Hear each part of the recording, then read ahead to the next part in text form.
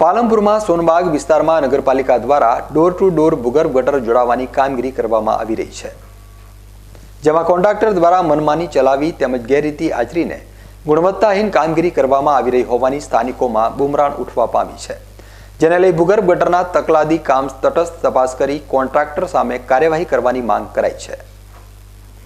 પાલનપુરમાં ઘર વપરાશના દૂષિત પાણીના યોગ્ય નિકાલ કરવા હેતુ પાલિકા દ્વારા શહેરના સોનબાગ વિસ્તારમાં દરેક મકાને ભૂગર્ભ ગટરનું જોડાણ આપવાની કામગીરી કરવામાં આવી રહી છે।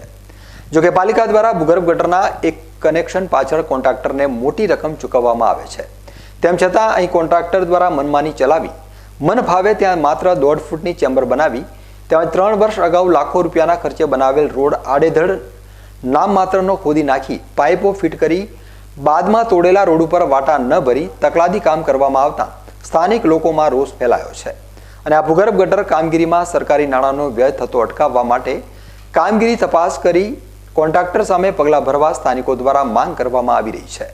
ત્યારે પાલિકાના જવાબદાર સત્તાધીશો દ્વારા આ મામલે તટસ્થ તપાસ કરવામાં આવે તે અતિ આવશ્યક છે। આ વિસ્તારની અંદર ભૂગર્ભ ગટર થઈ રહી છે, એની અંદર ખૂબ ગેરરીતિ થાય છે, એમની મનમાની કરે છે। મુકેશભાઈ કરીને જો સુપરવાઇઝર છે તો લોકોને મનમાની કરે છે। જો ચેમ્બર બનાવવાની જગ્યાએ ચેમ્બર નહીં બતાવે એમની રીતે ચેમ્બર બનાવે છે, પછી ચેમ્બર 1 ફૂટનું 1.5 ફૂટનું જ બનાવે છે બરાબર, અને એની અંદર કોઈ વાયટા પર કરતા નથી, પેલી બાજુ વાયટા કરતા નહીં, આ બાજુ કરે છે, અધૂરું કામ કરે છે। 14 વર્ષથી નાની ઉંમરના લોકો મજૂરોને અહીંયા બાળ મજૂરી કરવા લાયા છે।